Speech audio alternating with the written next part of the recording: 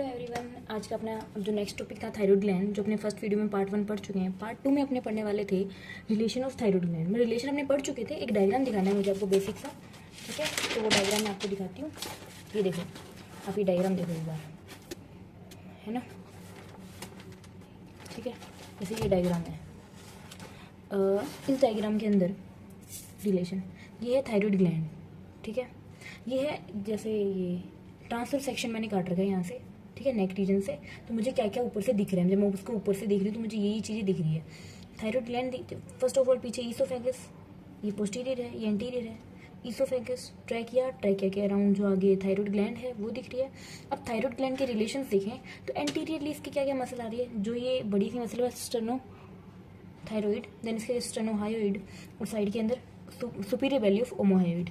और ये जो बिल्कुल एंटीरो लेटरली बोले तो उसमें आता है स्टेनोक्लीडोमेस्टोइड, लेटरल साइड पे आती है।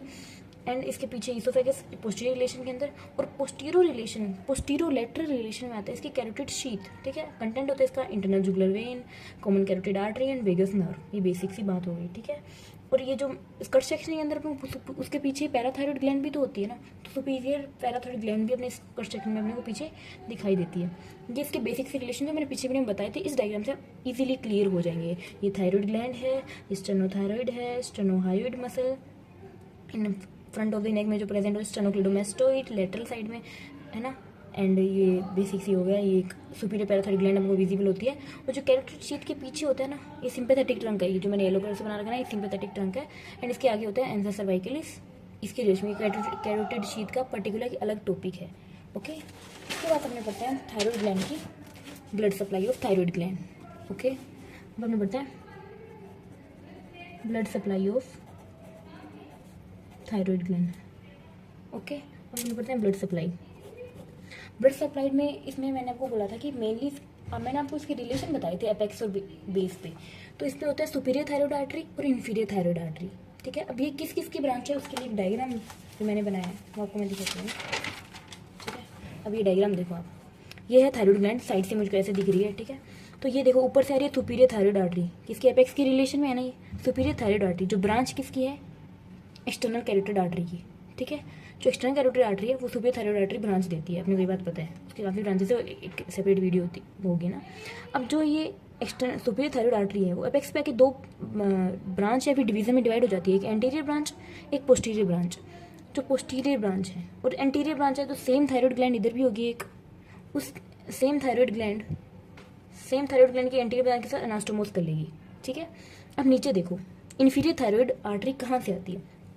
ये है मेरी सबक्लेवियन आर्टरी, ठीक है। सबक्लेवियन से निकला थायरो सर्वाइकल ट्रंक। उस थायरो सर्वाइकल ट्रंक से 3 ब्रांच निकलती है, suprascapular artery, transverse cervical artery, and main जो जिससे अपने को काम है वो है इन्फीरियर थायराइड आर्टरी, ठीक है। ये जो आर्टरी है वो इन्फीरियर थायराइड आर्टरी। अब इन्फीरियर थायराइड आर्टरी की भी ascending branch of inferior thyroid artery, ये अपने जो सुपीरियर थायराइड आर्टरी की पोस्टीरियर ब्रांच के साथ एनास्टोमोस करती है, ओके।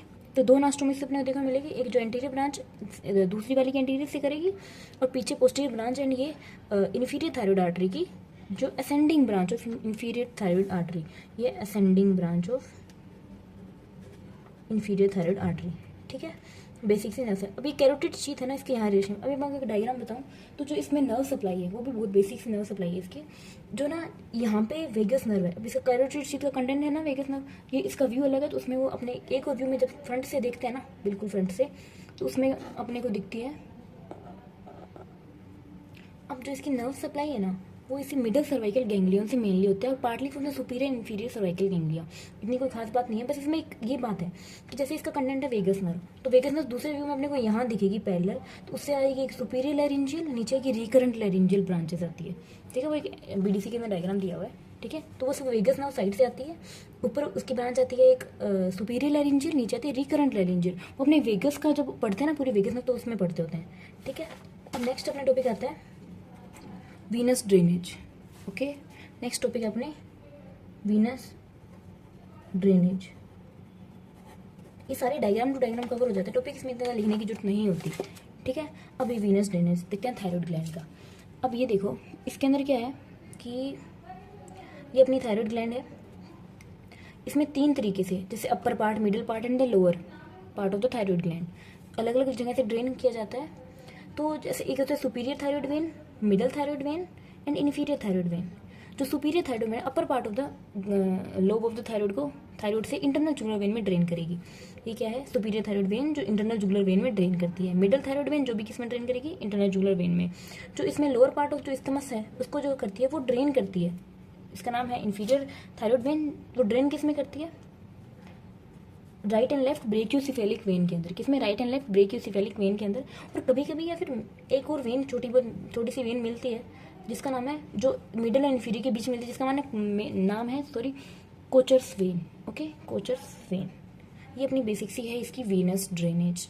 और इतना खास कुछ नहीं इन चीज़ों में, मतलब कि इंपॉर्टेंट है, बट आप बेसिकली अगर डायग्राम से एक्सप्लेन करोगे तो आप you will get full marks. Okay, और नेक्स्ट अपने बात करते हैं अब इसकी लिम्फेटिक ड्रेनेज की।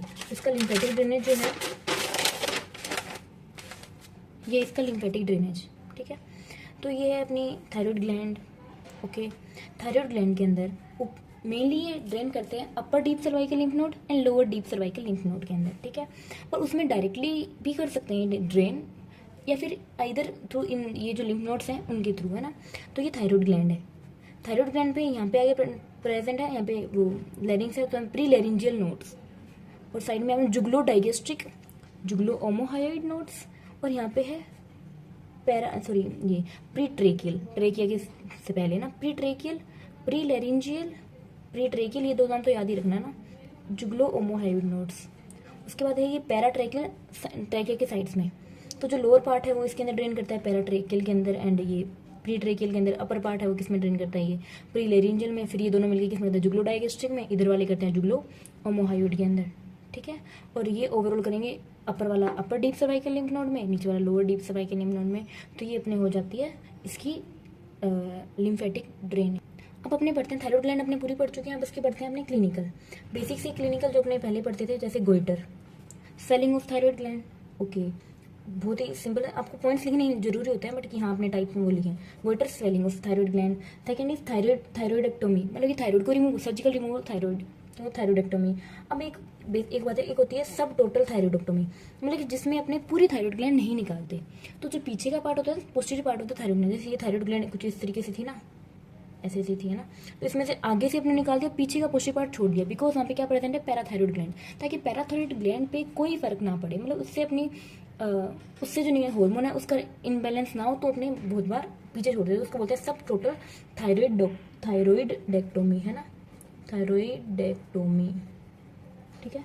नेक्स्ट अपने आता है, मैंने आपको अभी दिखाया था कि जो सुपीरियर थायरॉइड आर्टरी थी, ठीक है, जो सुपीरियर थायरॉइड आर्टरी, ये जो सुपीरियर थायरॉइड आर्टरी थी, यहाँ पे अपने को कोई भी जैसे वो करना हो, यहाँ पे ऑपरेट करना हो, तो अपने यहाँ से लाइगेट करते हैं इसको।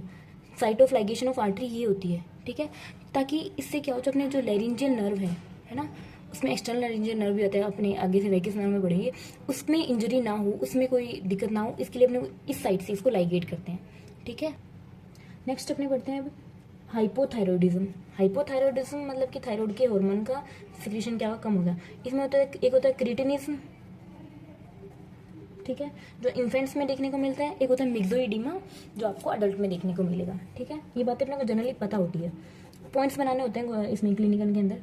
तो एक होता है, अब ये अच्छा बात है कि एक है ट्यूमर।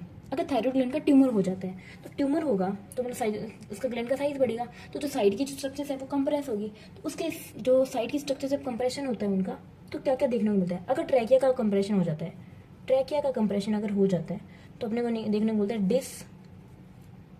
डिस्पनिया, ठीक है, मतलब उसमें ब्रीथिंग में डिफिकल्टी होगी, उसमें डिस्पनिया, ठीक है। सेकेंड, अगर ईसोफेगस में अगर कंप्रेशन हो जाता है, तो अपने देखने को मिलता है डिस्फेजिया। बिकॉज डिस्फेजिया क्यों?